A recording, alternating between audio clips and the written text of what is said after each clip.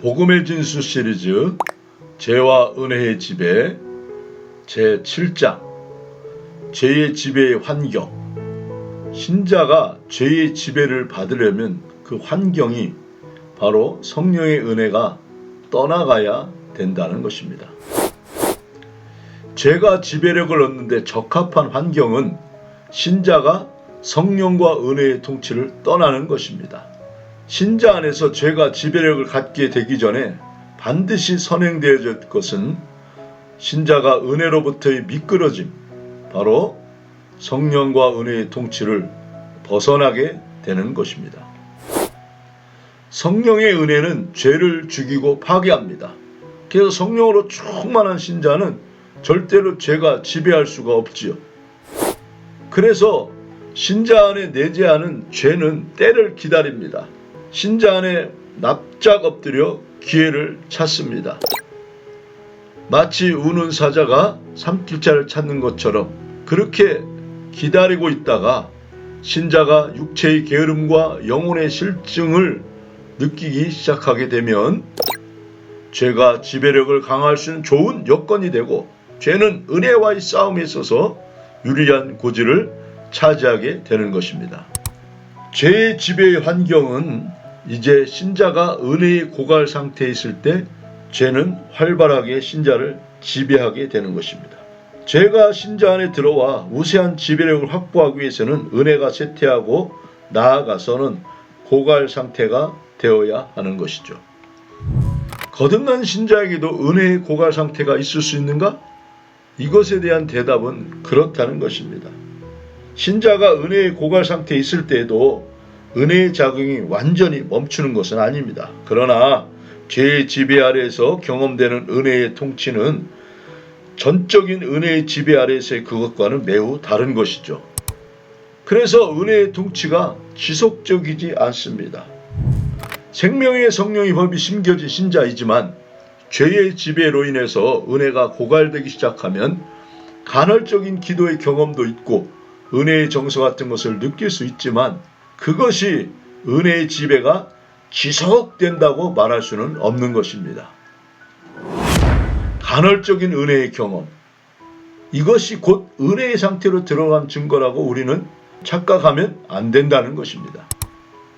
그래서 신자는 지적인 혼란을 경험하게 됩니다. 그 혼란의 경험은 세 가지의 오해에서 오게 되는 것입니다.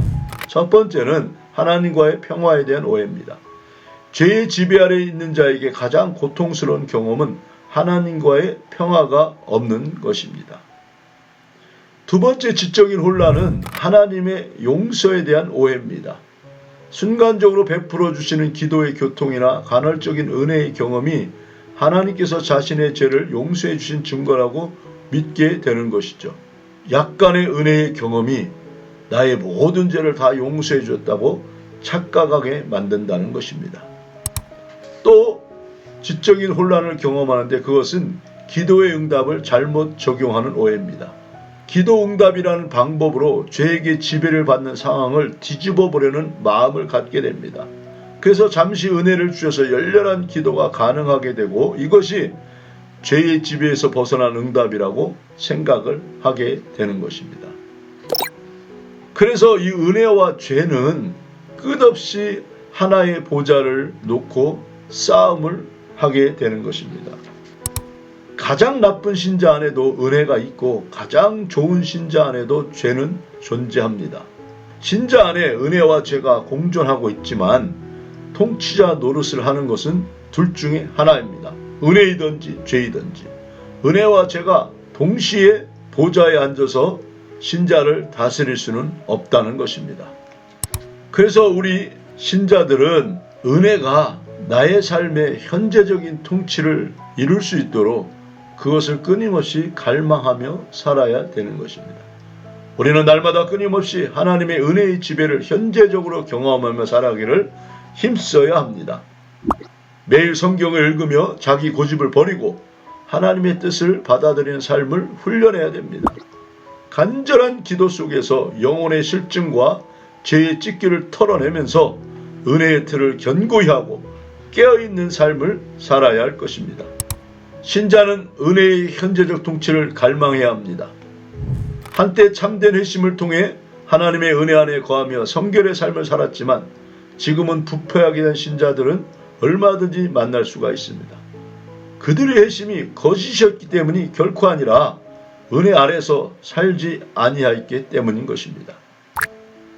너희가 죄와 싸우되 아직 피 흘릴까지는 대항하지 아니하고 우리는 오늘도 나의 삶의 보좌에 은혜가 앉게 할 것인지 죄가 지배하게 할 것인지 끊임없이 우리는 싸워서 나의 심령의 보좌에 하나님의 은혜가 자리 잡도록 노력해야 될 줄로 믿습니다.